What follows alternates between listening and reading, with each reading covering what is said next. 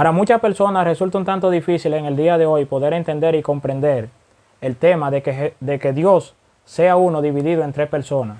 Si eres una de esas personas que todavía no logra entender lo que el Señor Jesús quiso dejar dicho en el libro de Juan, capítulo 14, versículo 8, cuando hablaba con los discípulos y le dijo que tenía que volver al Padre a preparar morada para cada uno de nosotros, te invito a que te quedes hasta el final de este video para que puedas entender a qué se refirió el Señor Jesús en ese entonces. Resulta que Felipe en un momento determinado le preguntó al Señor Jesús, le dijo, Señor, muéstranos al Padre. Y el Señor Jesús le responde y le dice, tanto tiempo tengo con ustedes y todavía no me conocen. Y vemos cómo el mismo Señor Jesús, dentro de ese mismo contexto, le dice, el Padre y yo uno somos. El que me ha visto a mí también ha visto al Padre. Entonces, hoy en día hay muchas personas incluso que no creen en el tema de la Trinidad debido quizás a esa parte. De hecho, la razón por la cual estoy haciendo este video hoy en día es porque muchas personas me preguntan sobre esta parte y no logran entender esto.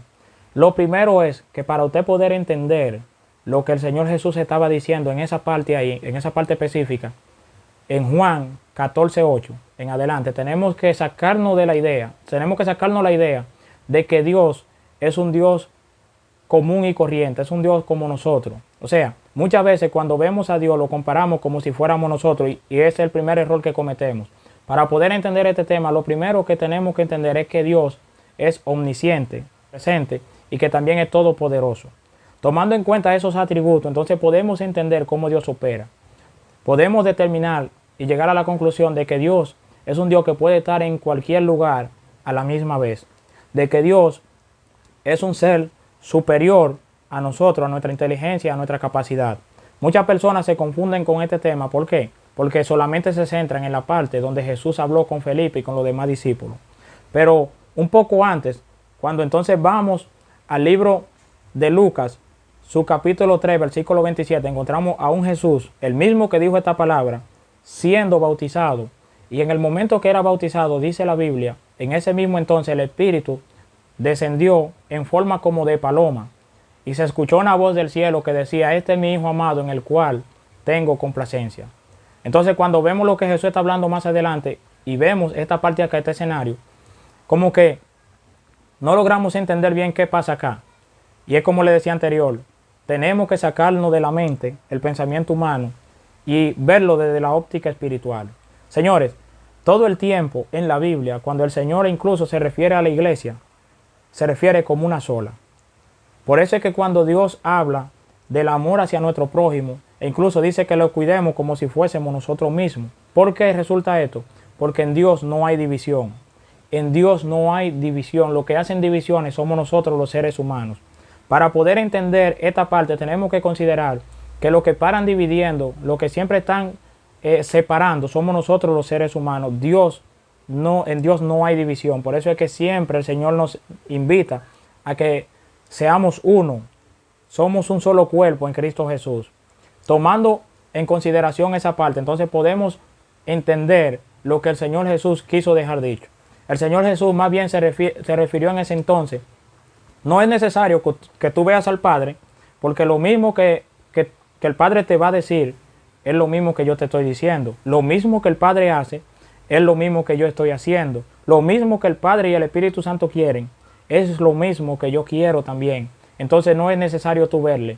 O sea, Dios es uno, pero dividido en tres personas. Dios Padre, Dios Hijo y Dios Espíritu Santo. De hecho, en varios escenarios vemos al mismo Jesús hablar acerca del Padre y hablar acerca del Espíritu Santo. Es el mismo Jesús quien dice, yo no hago mi voluntad, yo hago la voluntad de mi Padre quien está en los cielos. O sea, el mismo Señor Jesús es bien específico cuando se refiere al Padre. Y dice que Él hace la voluntad de aquel que está en los cielos. Lo que pasa es que aquí hay un orden y cada quien sabe qué es lo que le corresponde. Muchas veces nosotros no logramos entender este tema, no porque el tema sea complejo, es que muchas veces nosotros complicamos el asunto. O sea, señores, lo que Dios quiere en medio de todo es que seamos uno.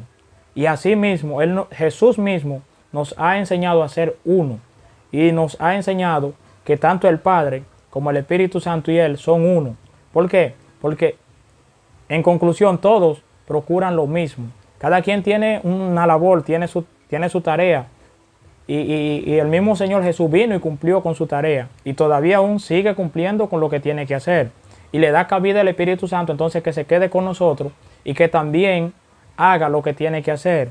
Entonces vemos a un Dios Padre como aquel que va a ser el juez cuando seamos juzgados delante de Él.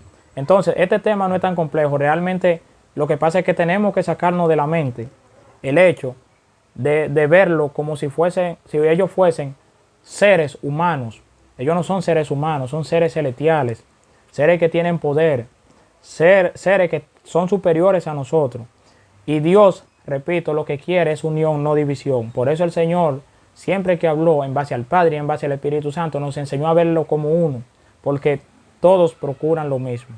En conclusión, mi mensaje es para toda aquella persona que todavía están confusa con este tema, es que independientemente de, ame a Dios, siga a Dios, siga a Jesús, siga el Espíritu Santo y no se mortifique mucho por este tema.